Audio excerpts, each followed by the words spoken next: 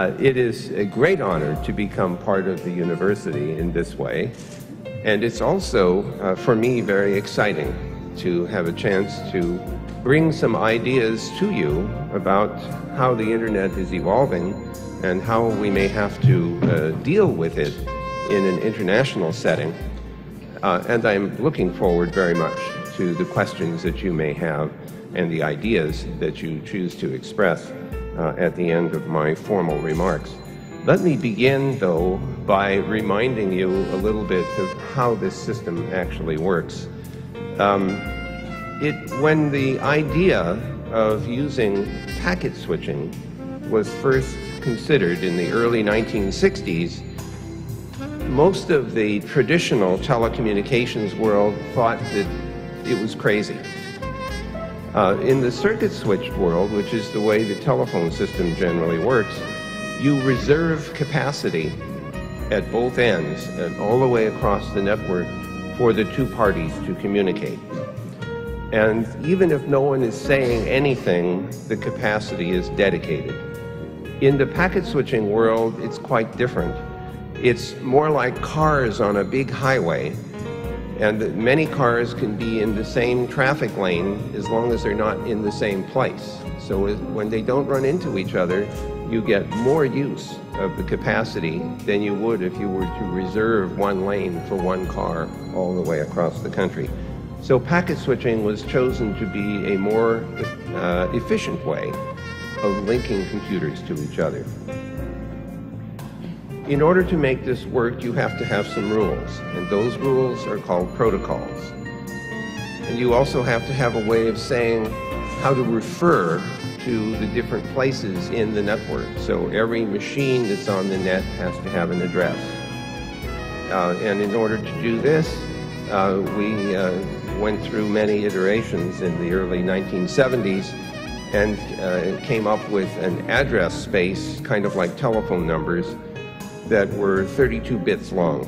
What that means is that we had enough room for 4.3 billion terminations, unique terminations on the Internet. That decision was made in 1977. I made that decision while I was in the American Defense Department because at the time the Internet was still an experiment. And I didn't know whether it was going to work, but it seemed to me that 4.3 billion addresses was enough to do an experiment. What I didn't understand is that the experiment wasn't going to end. And so here we are in 2010, and we're still part of the experimental Internet. And we're about to run out of room. We're running out of addresses. And so we're going to have to introduce a new address format called IP version 6, Internet Protocol version 6, which has 128 bits of addresses. That's 340 trillion addresses. And I hope that that's enough to last until after I'm dead, and then it will be someone else's problem if they need more.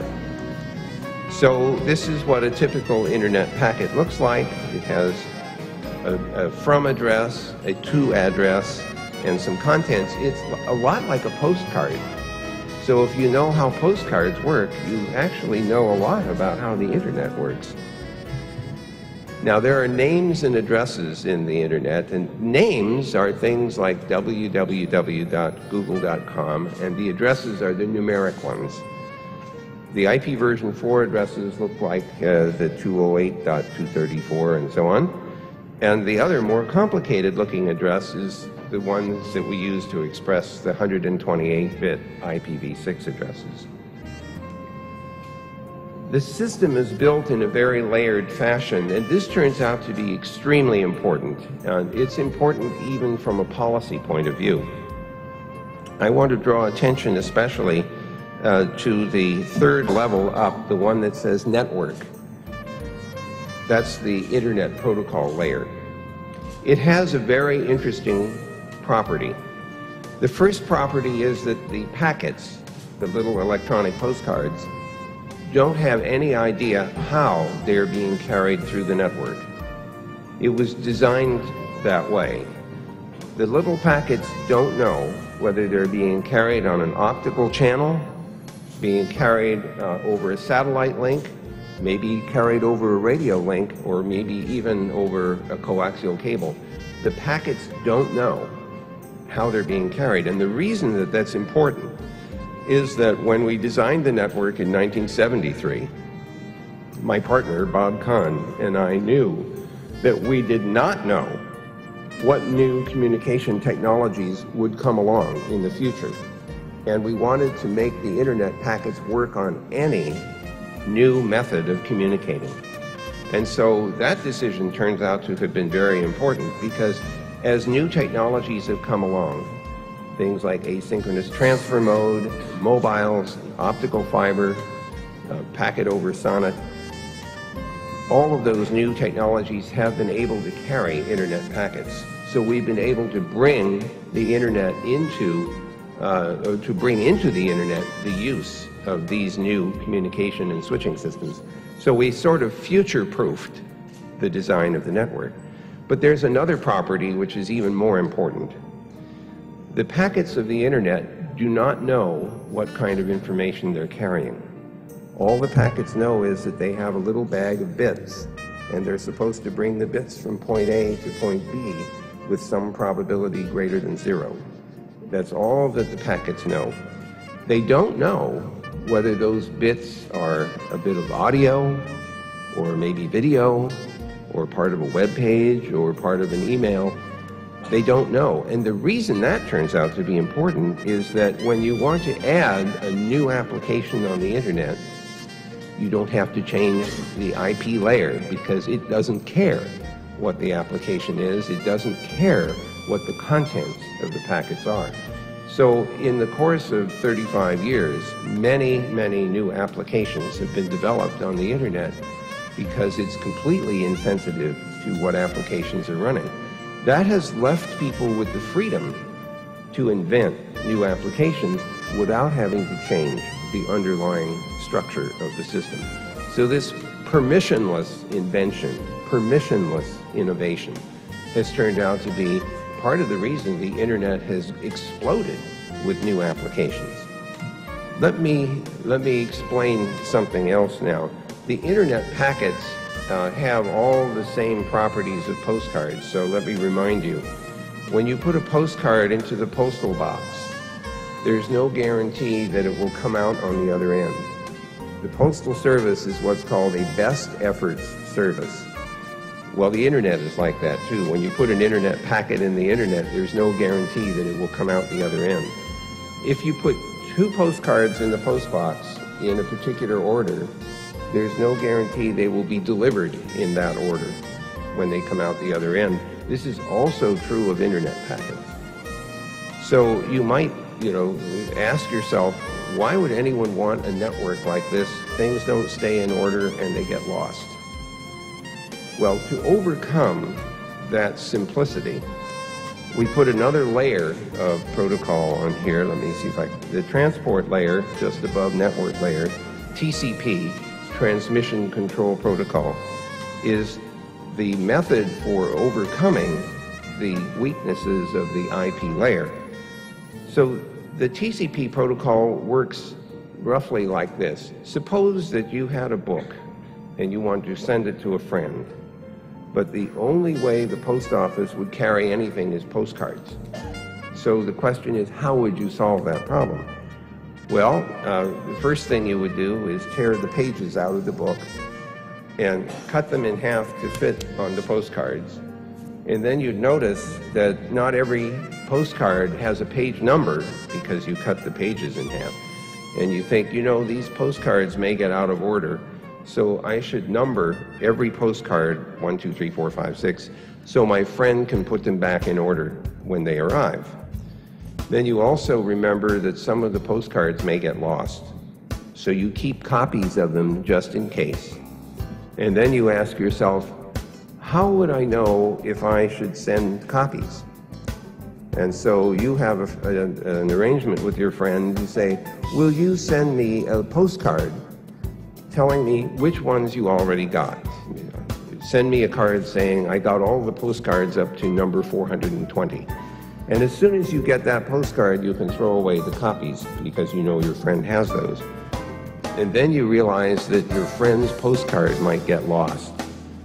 So now what do? You say, well, I'll look at my watch, and if I haven't heard anything from my friend in a while, I'll start sending copies until I do get a postcard back saying I got everything up to that number. Well, that's basically how the TCP works. The only other issue is that, well, let's suppose you had a 1,000-page novel, and you cut it up into 2,000 postcards, and you take it to the post office, and you give it to them all at once. And by some miracle, they try to deliver all 2,000 postcards at the same time to your friend's postbox. And the postbox can't hold them all. So some of them would fall on the ground, and the dogs would eat them, or the wind would blow them away. So you have to have an agreement with your friend to say, okay, I won't send more than 200 postcards at a time until I get back a postcard from you saying you got all of them. That's called flow control. You just learned how the TCP works. In fact, you now know how the Internet works.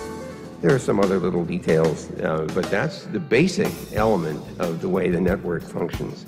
So now we're all experts. The original experiments with packet switching started in the late 1960s and went on until 1990, funded by the American Defense Department. When the ARPANET project, the experimental packet switching project, was very successful, the Defense Department asked, well, what can we do if we use computers in command and control? The idea was that if you could use a computer to manage your resources, you might be able to overcome an opponent who has more resources but doesn't manage them as well. But if you're serious about using computers in command and control, they have to show up in airplanes and in helicopters and in ground mobile vehicles and in ships at sea. And you can't use wires to connect those together. The tanks run over the wires and they break. So you have to use radio and satellite. So we started experimenting with this packet switching idea using mobile radio and using packet satellite in the 1970s. And that led to a very fundamental problem. If you have different kinds of packet switch nets, some using satellite or radio or wires, how do you get them all to interconnect in a way that is seamless to all of the computers that are attached on any network? That was the Internet problem, and that was the problem that Bob Kahn and I solved in 1973. Since that time, of course, many networks have been built based on this idea. A very important one in the United States was called the NSF-Net, the National Science Foundation Network, which connected all of the American universities together on an increasingly high-speed Internet backbone.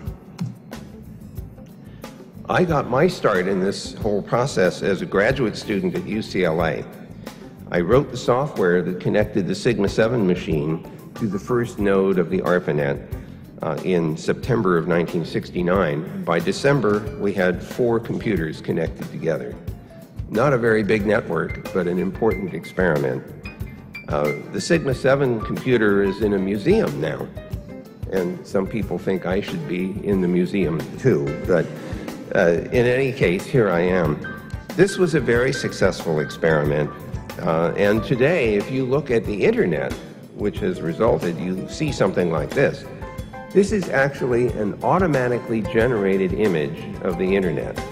The different colors represent different networks that are run independently of each other.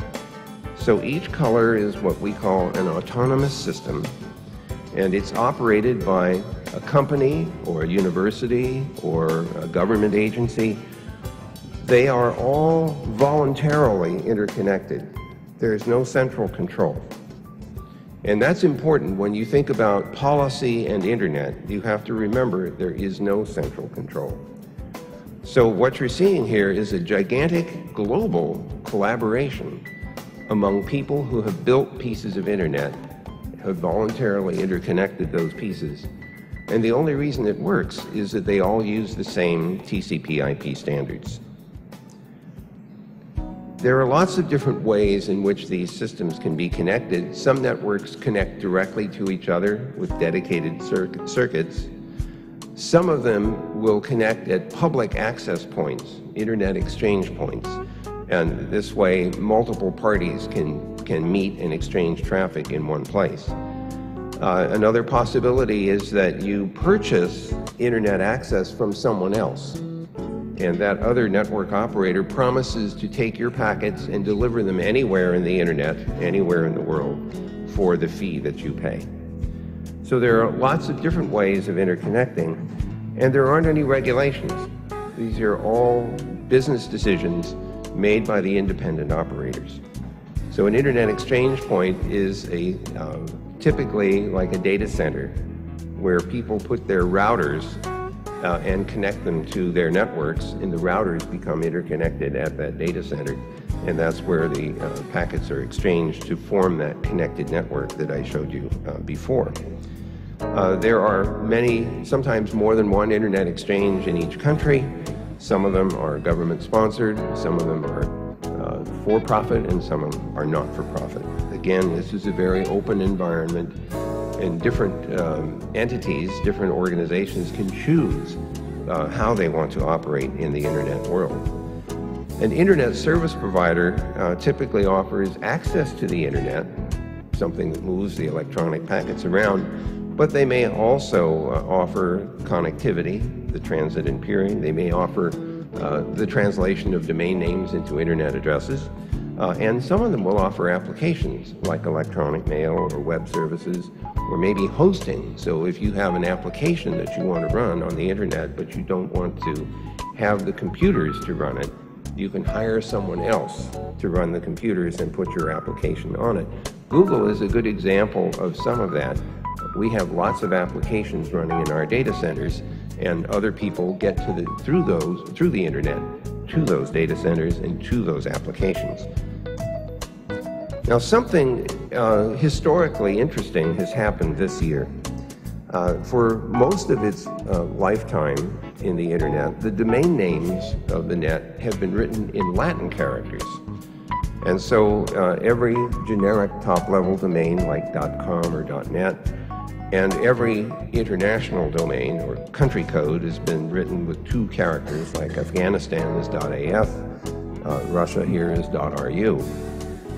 But that's now changing.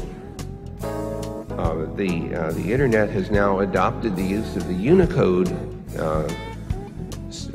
set encoding in order to represent characters from other kinds of scripts. So, for example, top-level domains have been assigned by the Internet Corporation for assigned names and numbers to non-Latin characters. For example, China has two top-level domains, one expressed in simplified Chinese and one expressed in traditional Chinese.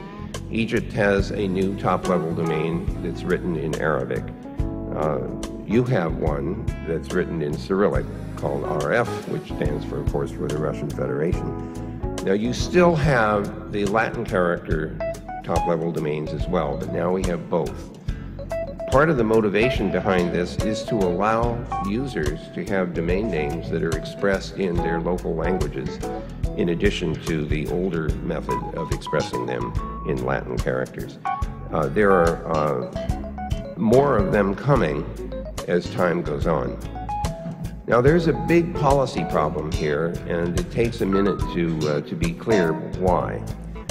If you look at a domain name, one of the most important characteristics of the domain name is that each one is unique.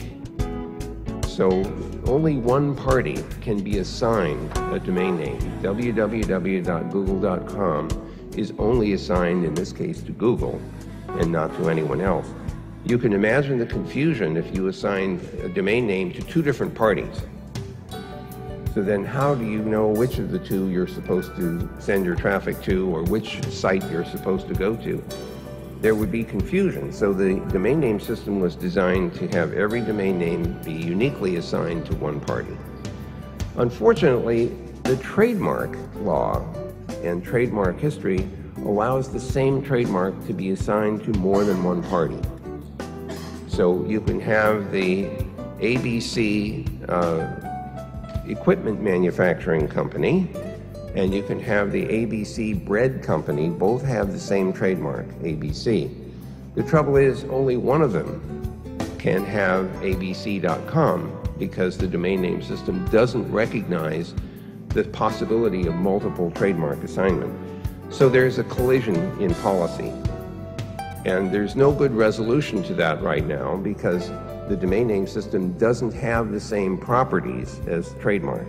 So it's an example of a place where historical precedent and current technology don't line up very well.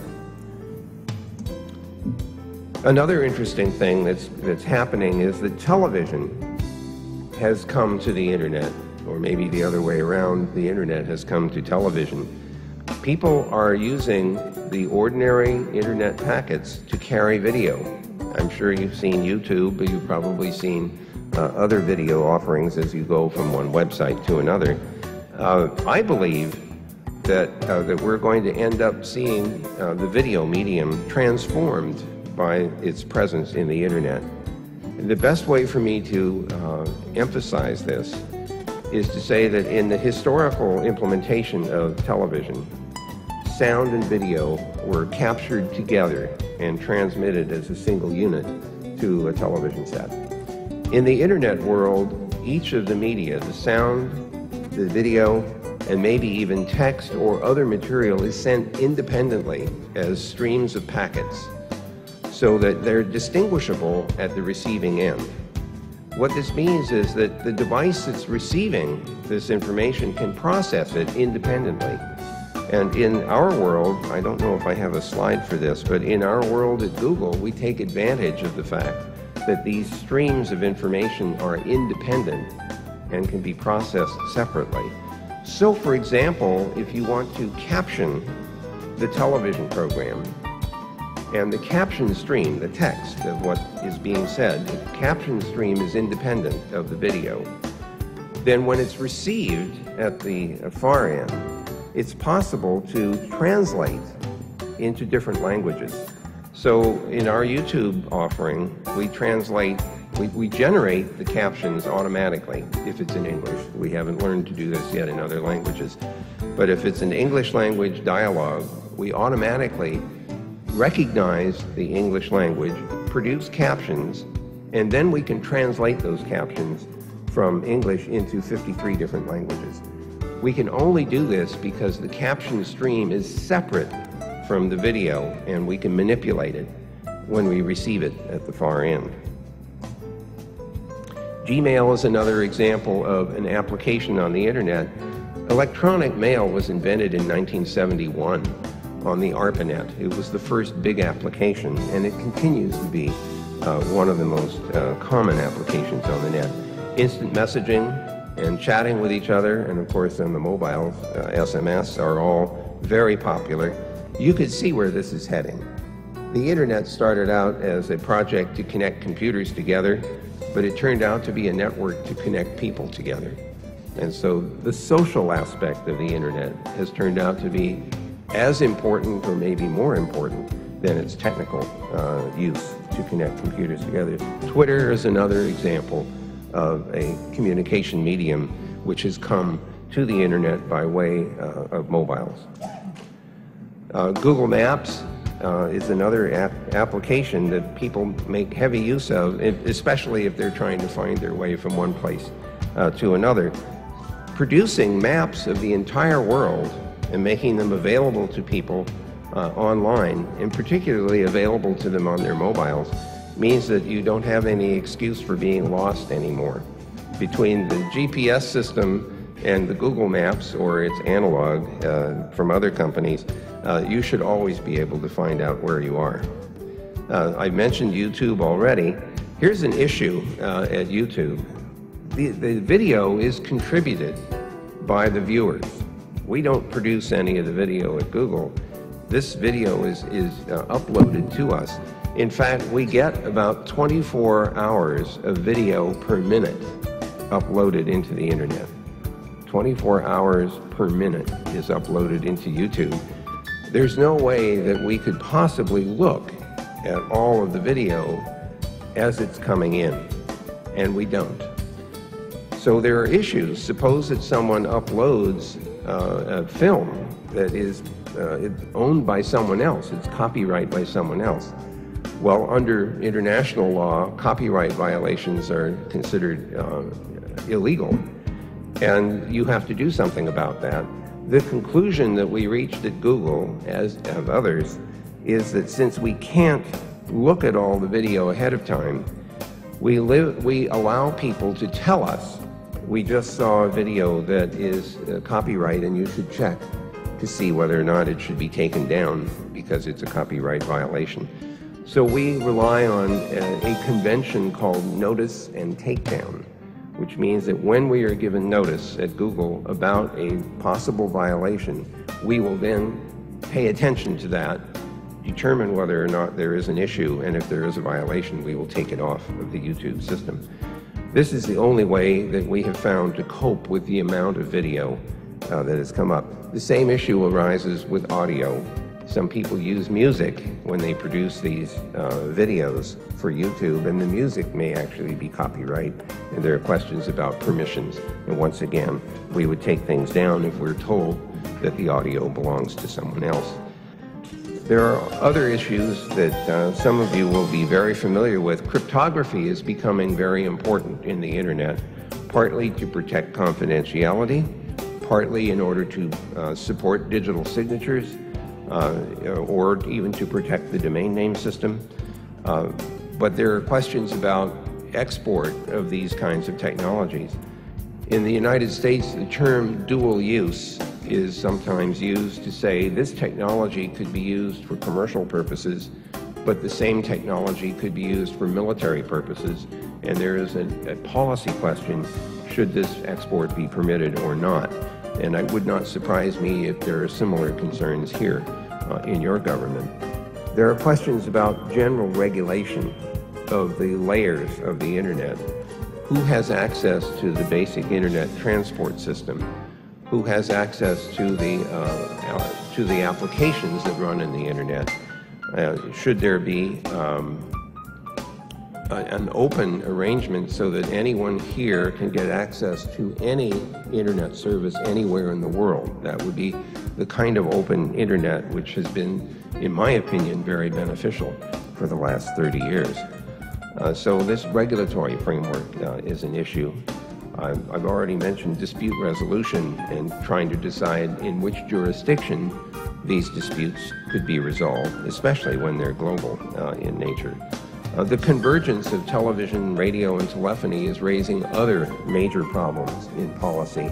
In the United States, for example, the telephone system is regulated differently from cable television. That's regulated differently from broadcast radio. And the internet is yet a fourth thing. And we're still struggling in the United States over what the regulatory framework should be. Things have gotten very confusing because the internet is supporting all of the old communications media. It's supporting essentially radio, television, print publication, and of course all the interactive applications of the internet. So it is not like the special purpose networks that were designed for one thing. In fact, the internet was not designed for any particular purpose at all. It was designed to be general purpose, and of course we see the regulatory consequences of that. Some of us, and I suspect some of you as well, are very worried about security on the internet. Part of the reason for worrying about it is that it's not just an academic network anymore. This is something that we rely on every day. We use it to exchange personal information with our friends. We use it to conduct business. We use it to connect governments with its citizens. We use it for international communication. If it doesn't work, there are economic consequences. If privacy isn't maintained, there are personal consequences. If there are business transactions that are impeded or affected by failure in the internet or by denial of service attacks, that has economic consequences. So there are quite a few different ways in which the internet can be abused and can have distinct harms occurring to persons or to businesses or to governments. So these are major concerns. And so one of the questions is how to address many of those security concerns. A lot of people immediately leap to the conclusion that a security problem must have to do with law enforcement, that the violation of security is a violation of the law and should be treated that way. Some of us are beginning to think we should be more nuanced in our thinking. In particular, I want you to think about a fire department and what it does. Imagine that your house is on fire and you're sitting there with a garden hose and it doesn't have a whole lot of water to put on the fire. And I know fires are on your mind because you've been having a lot of them here in the last month or so. In order to fight a fire seriously, the fire department comes with a pumping truck and a really big hose and pours a lot of water onto the fire to put it out. There are companies and individuals and organizations who do not have the expertise to put out a cyber fire. They don't have the expertise to fend off a denial of service attack. But we could imagine a cyber fire department that you could call that does have that expertise. Now, the analogy is not perfect, but it's very interesting. In the United States, a fire department does more than put out fires. After the fire is out, it inspects the premises to see whether the fire was started on purpose. And if it was, that's a law enforcement problem. It's called arson. And if you can find the party who did that, it's a violation and there are penalties. So you can imagine a cyber fire department helping to put out the fire, fending off an attack, getting rid of a virus or a worm, and then trying to help you figure out whether or not this came from some outside party. And if it did, then you start treating that as a possible law enforcement problem. So I think the analogy is fairly good. In most fire department situations, anyone who sees a fire is allowed to call the fire department to tell them to put it out. In the cyber fire world, it's not so clear that you would want just anyone to call and say the cyber fire department should show up and start working on your network. It might have to be a voluntary proposition. But it shows that there are lots of opportunities for some international agreements. Sometimes these cyber fires start in one country and they propagate to other countries. If we don't have international agreements in which we work together to help put out the cyber fire, it may be impossible. So we need to have some international possibilities. There are other examples that I've listed here, but in the interest of time, I'm not going to detail them. I just want to say that there's a substantial open field right now for policy development with regard to the use of Internet and the protection of citizens from attacks and other kinds of abuse in this global environment. The U.S. has a number of organizations that are involved in Internet governance, our Department of Commerce, our Federal Communications Commission, the Department of State, and the Department of Justice are just examples of those who are involved, and you probably have very similar kinds of organizations here. Internationally, you find the Internet Corporation for Assigned Names and Numbers, the regional Internet registries that hand out Internet address space, the Internet Society, which is responsible for organizing the standard development of the Internet in its Internet Engineering Task Force, and also expressing opinions about policy and assisting in the further development of Internet in the developing world. And of course, others you probably recognize as well, the International Telecommunications Union, which was originally started when telegraphy was invented in the 19th century. A number of UN programs like the UN Development Program or UNESCO and ECOSOC. And coming up in September, the Internet Governance Forum, which emerged out of the World Summit on the Information Society. The Governance Forum meets once a year. This year it will meet in Vilnius, in the capital of Lithuania. And some of us are going to be at that meeting. And we will be discussing a lot of the issues that I raised earlier in this talk. So just to quickly pick up a few of the big policy issues that are coming, we're very worried about the exhaustion of the IP version 4 address space. We don't see as much uptake and implementation of IPv6, and we need to encourage that so the internet can continue to grow.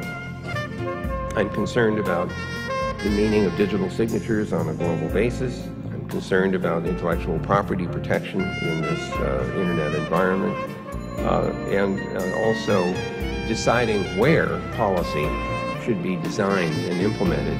For example, some policies could be done in the World Trade Organization, some might be done in the World Intellectual Property Organization, and in some cases we may have to invent new institutions in order to cope with internet policy development. I think that may be the end of the slides here because it doesn't want to go anywhere. Well, that's interesting. All right, so then I'm going to stop with the slides. And I notice I've already taken up an hour of your time. What I would like to suggest to you is that if you have an interest in policy development, and I hope you do because you're here at this university, you have an enormous opportunity to contribute because there are very few, if any, agreements in place right now, especially international agreements, to deal with a lot of these policy issues. If you studied history, you'll know about the law of the sea. It took about 20 years to develop that treaty, and it covers another common environment, the oceans of this planet.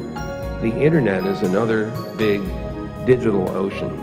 It's one that we all share, and it's one that needs to have international agreements about how we protect people's interests in this common environment.